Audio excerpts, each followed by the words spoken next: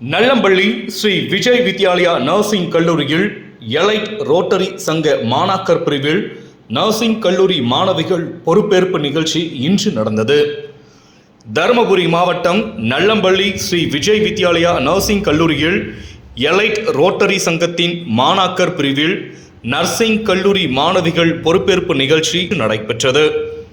இந்த நிகழ்ச்சிக்கு ஸ்ரீ விஜய் வித்யாலயா குழும தலைவர் DNC மணிவண்ணன் தலைமை தாங்கினார். எலைட் ரோட்டரி சங்க துணை கவர்னர் விக்ரமன் முன்னிலை வகித்தார்.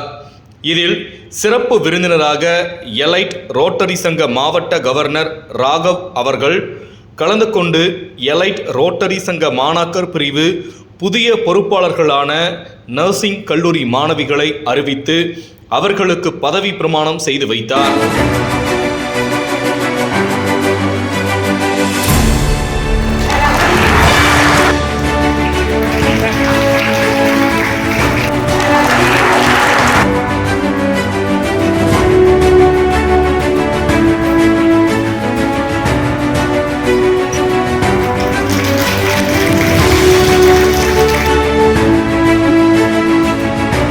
பின்னர் புதியதாக பொறுப்பேற்றுள்ள நர்சிங் கல்லூரி மாணவிகளுக்கு சங்க நிர்வாகிகள் பொன்னாடை போர்த்தி நினைவு பரிசு வழங்கி கௌரவித்தனர்.